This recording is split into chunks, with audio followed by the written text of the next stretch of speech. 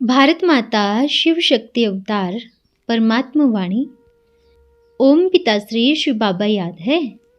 आज है 8/6/2026 प्रातः क्लास। ओम नमः शिवाय। आज बाबा ने कहा, प्यारे बच्चे, जी बाबा, गीता में कुछ दिखाया नहीं है। 5 पांडव और कुत्ता हिमालय में जाकर गल गए, फिर रिजल्ट क्या? प्रलय कर दी। भल जल में होती है, परंतु सारी दुनिया जल में नहीं हो सकती। भारत तो अविनाशी पवित्र खंड है। ओम नमः शिवाय। बच्चों से बाप पूछते हैं, आत्माओं से परमात्मा पूछते हैं। ये तो जानते हो हम परम पिता परमात्मा के सामने बैठे हैं। उनको अपना रथ तो नहीं है, यह तो निश्चय है ना। इस भ्रुकुटी के बीच में बाप का निवास स्थान है। बाप ने खुद कहा है, मैं इनकी भ्रुकुटी के बीच में बैठता हूँ, इनका शरीर लोन पर लेता हूँ। आत्मा भ्रुकुटी के बीच में बैठती है तो बाप भी आकर वहाँ ही बैठते हैं। ब्रह्मा है तो शिव बाबा भी है। अगर ब्रह्मा नहीं होता तो शिव बाबा भी नहीं होता। अगर कोई कहे हम तो शिव बाबा को याद करते हैं, ब्रह्मा है नहीं, परंतु शिव बाबा बोलेंगे कैसे? ऊपर में तो सदैव शिव बाबा को याद करते आए। अभी तुम बच्चों को पता है हम बाप के पास यहाँ बैठे हैं। ऐसे तो नहीं समझेंगे शिव बाबा ऊपर में हैं। जैसे भक्ति मार्ग में कहते थे शिव बाबा ऊपर में हैं, उनकी प्रतिमा यहाँ पूजी जाती है। ये बातें बहुत समझने की है। जानते हैं बाप ज्ञान का सागर नॉलेजफुल है। कहाँ से नॉलेज सुनाते हैं? क्या ऊपर से सुनाते हैं या नीचे आया है? ब्रह्मा तन से सुनाते हैं। कई कहते हैं ब्रह्मा को नहीं मानते, परंतु शिव बाबा खुद ब्रह्मा तन द्वारा कहते हैं कि मुझे याद करो।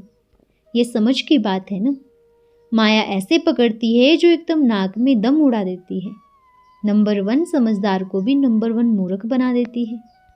कितना भी अच्छा बच्चा हो, ऐसे ऐसे ख्यालात लाती है। कहते हैं हम ब्रह्मा को नहीं मानते। ब्रह्मा तो खुद ही कहते हैं शिव बाबा को याद करो। इनमें ही शिव बाबा कहते हैं मुझे याद करो। यह मंत्र मैं ब्रह्मा द्वारा देता हूँ। ब्रह्मा नहीं होता तो मंत्र कैसे देता? ब्रह्मा नहीं होता तो तुम शिव को फिर कैसे मानेंगे? शिव बाबा पास कैसे बैठेंगे? अच्छे अच्छे महारथी का भी माया इसमें सत्यानाश करा देती है। ऐसे ख्यालात में लाकर जो कहते हैं हम ब्रह्मा को नहीं मानते, तो उनकी क्या गति होगी? उनको डैम फूल महामूर्ख कहेंगे।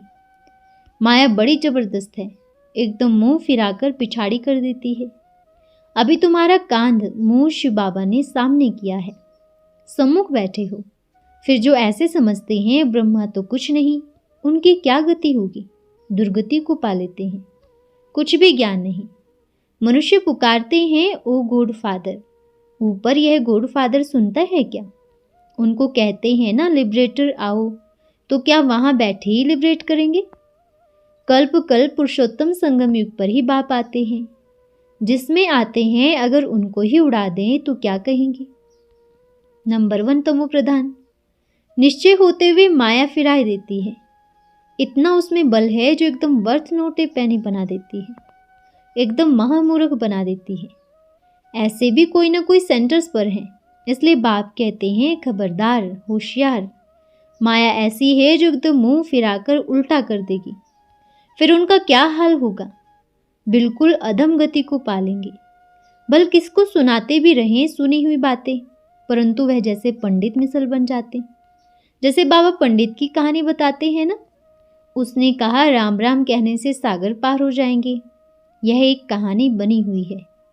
इस समय तुम बाप की याद से विषय सागर से क्षीर सागर में जाते हो ना। उन्होंने तो भक्ति मार्ग में ढेर कहानी बना दी है।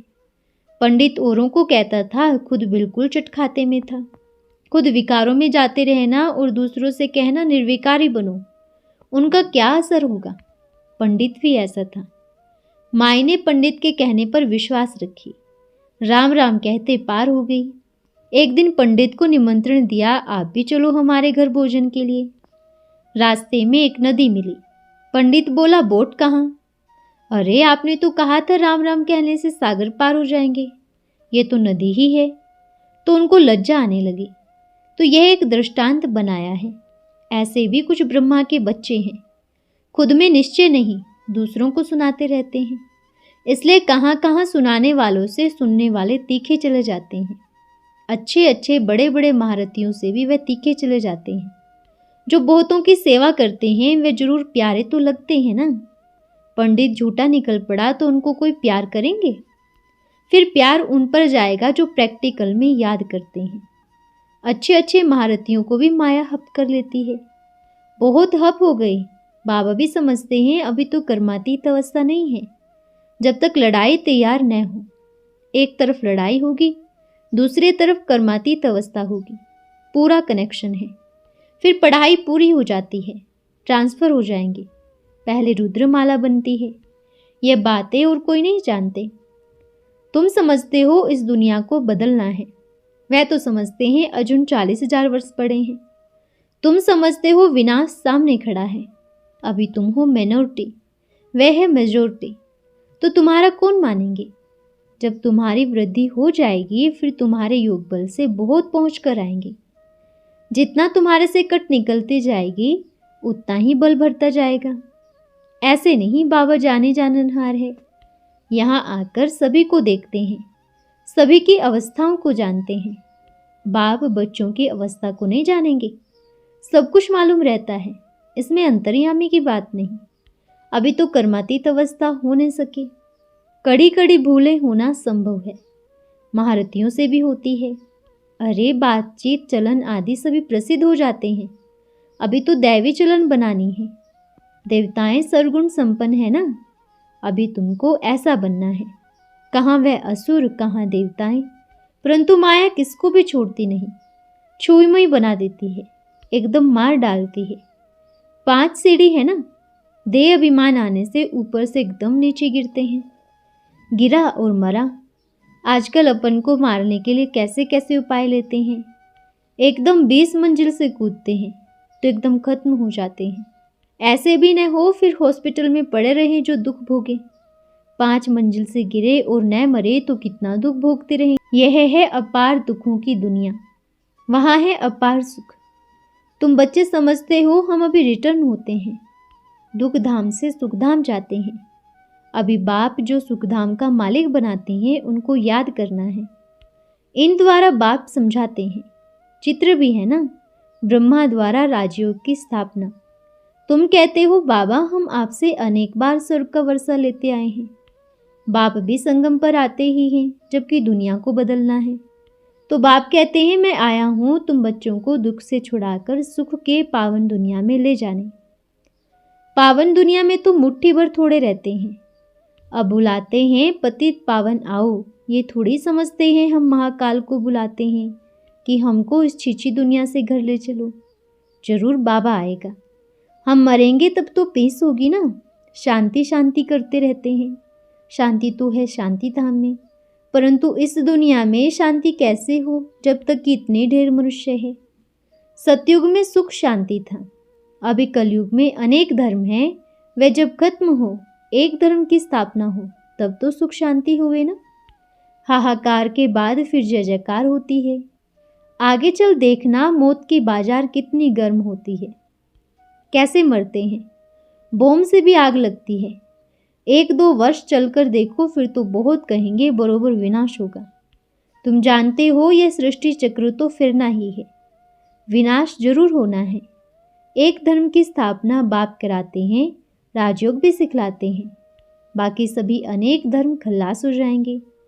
गीता में कुछ दिखाया नहीं है। 5 पांडव और कुत्ता हिमालय में जाकर गल गए, फिर रिजल्ट क्या? प्रलय कर दी। बल जल में होती है परंतु सारी दुनिया जल में नहीं हो सकती।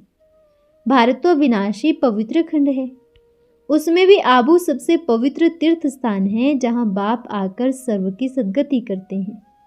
दिलवाला मंदिर कैसा अच्छा यादगार है, कितना अर्थ सहित है, परंतु जिन्होंने बनाया है वह नहीं जानते। फिर अच्छे समझो तो थे ना। द्वापर में जरूर अच्छी समझ होगी, कलयुग में तो है तमो प्रधान, द्वापर में फिर भी तमो बुद्धि होगी। सभी मंदिरों से यह ऊंच है जहाँ तुम बैठे हो। तुम जानते हो हम है चैतन्य, वह है जड़, हमारा ही यादगार है, परंतु हम चैतन्य दिलवाला मंदिर लिख नहीं सकते हैं। कुछ लोग हंगामा मचा देवे, फिर ये कौन है? तुम तो जानते हो ये हमारा ही यादगार है। वैकुंठ कोई छत में थोड़ी होता है, परंतु बनावे कहाँ, इसलिए युक्ति से बना हुआ है। यह भी तुम समझते हो ये हमारा पूरा यादगार है। बाकी 5-7 वर्ष यह मंदिर बनेंगे, फिर तो टूटने को समय आएगा।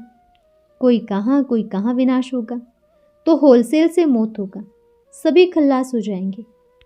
होलसेल महाभारत लड़ाई लगेगी, फिर सभी खत्म हो जाएंगे, बाकी एक खंड रहेगा। भारत बहुत छोटा होगा, बाकी सभी खल्लास हो जाएंगे। स्वर्ग कितना छोटा होगा, यह ज्ञान अभी तुम्हारी बुद्धि में है। कोई को समझाने में भी देरी नहीं लगती। यह है पुरुषोत्तम संगम युग। यहाँ कितने ढेर मनुष्य है और वहाँ कितने थोड़े मनुष्य होंगे, यह सभी खत्म हो जाएंगे। वर्ल्ड की हिस्ट्री ज्योग्राफी रिपीट होगी, जरूर स्वर्ग से रिपीट करेंगे, पिछाड़ी में तो नहीं जाएंगे। यह ड्रामा का चक्र अनादि है जो फिरता ही रहता है। इस तरफ कलयुग, उस तरफ है सतयुग, हम हैं संगम पर। यह भी समझते हो बाप आते हैं, बाप को रथ तो जरूर चाहिए ना। आत्मा जब शरीर में आती है तभी चुरपुर करती है, आत्मा निकल जाए तो शरीर जड़ हो जाता। तो बाप समझाते हैं अभी तुम घर जाते हो, दैवी गुण भी धारण करनी है। माया ऐसी है जो एकदम पतित बना देती है। तब लिखते हैं बाबा हमने काला मुंह कर दिया, माया ने जीत लिया। नानक ने भी कहा है ना, असंख्य चोर बाप को सर्वव्यापी कह कितनी ग्लानि करते हैं। देवताओं की भी ग्लानि कर दी है। व्यभिचारी से लवकुश पैदा हुए, ये हो कैसे सकता? तो ऐसी बातें बनाने वाले को चराई ही कहेंगे, नहीं तो और क्या कहेंगे। एकदम मैड चिप्स पागल बन जाते हैं। ऐसी ऐसी झूठी कहानियां सुनकर भी कितना खुश होते हैं। भागवत महाभारत गीता में जितनी ग्लानि की है उतनी और कोई शास्त्रों में नहीं की है। इसलिए तुम लिखते हो सच्ची गीता पाठशाला, बाकी भक्ति मार्ग में है झूठे, तो भी कितना हंगामा मचाते हैं। खेल कितना वंडरफुल है, यह भी बच्चों को समझाया जाता है। रावण राज्य और राम राज्य किसको कहा जाता है, पतित से पावन कैसे बनते हैं, फिर पावन से पतित कैसे बनते हैं, यह खेल का राज बैठ समझाते हैं। बाप नॉलेजफुल बीज रूप है ना, चैतन्य है, यहाँ साकार में आकर समझाते हैं। बाप ही कहेंगे सारे कल्प वृक्ष का राज समझा, इनमें क्या क्या होता है, तुमने इसमें कितना पार्ट बजाया। आधा कल्प है दैवी राज्य, आधा कल्प है आसुरी राज्य। अच्छे अच्छे बच्चे जो हैं उन्हों की बुद्धि में सारी नॉलेज रहती है। बाप आप समान टीचर बनाते हैं ना। टीचर्स में भी नंबर वार होते हैं, कई तो टीचर्स होकर फिर बिगड़ पड़ते हैं, बहुतों को सिखलाकर फिर खुद खत्म हो जाते हैं। छोटे छोटे बच्चों में भिन्न भिन्न संस्कार वाले होते हैं, कोई तो देखो नंबर 1 शैतान, कोई फिर परिस्तान में जाने लायक। बाप समझाते हैं ज्ञान न उठाने से, अपने चलन न सुधारने से फिर सभी को दुख देते रहते हैं। यह भी शास्त्रों में दिखाया हुआ है। असुर छिपकर अमृत पीते थे, असुर तो सभी है ना। असुर सुनकर जाते हैं, फिर ट्रेटर बन कितनी तकलीफें देते हैं। यह तो सभी होता रहता है। कई बड़े शैतान निकलते हैं, घमासान मचाते हैं। ऊंचते ऊंच बाप को ही सर्व का स्थापन करने आना पड़ता है। बहुत असुर बन जाते हैं। सभी से बड़े ते बड़े असुर हैं जो कहते हैं ईश्वर सर्वव्यापी है, भगवान ने लिखी है। अभी भगवान कैसे बैठ लिखेगा? सतयुग में शास्त्र कहाँ से आए? असुर लोग कह देते हैं यह शास्त्र आदि सभी परंपरा से चले आ रहे हैं। माया बड़ी जबरदस्त है, दान देते हैं फिर माया बुद्धि फिरा देती है। आधे को जरूर माया खा जाएगी, तब तो कहते हैं माया बड़ी दुस्तर है। आधा कल्प माया राज्य करती है तो जरूर इतनी पहलवान होगी ना। माया से हराने वाले का क्या हाल हो जाता है। अच्छा, प्यारे प्यारे सिकलदे रूहानी बच्चों को रूहानी बाप व दादा का याद प्यार गुड मॉर्निंग। रूहानी बच्चों को रूहानी बाप का नमस्ते। हम रूहानी बच्चों की रूहानी माता पिता बाप दादा को याद प्यार शुभ प्रभात और नमस्ते बाबा नमस्ते। धन्यवाद बाबा धन्यवाद। आज का वरदान है मास्टर भगवान भव। आप बच्चे अभी तक भक्त हो या मास्टर भगवान बने हो? जो स्वयं ही भक्त होंगे वह और किसी को भक्त कैसे बनाएंगे? आपका भक्त कौन बनेगा? माया?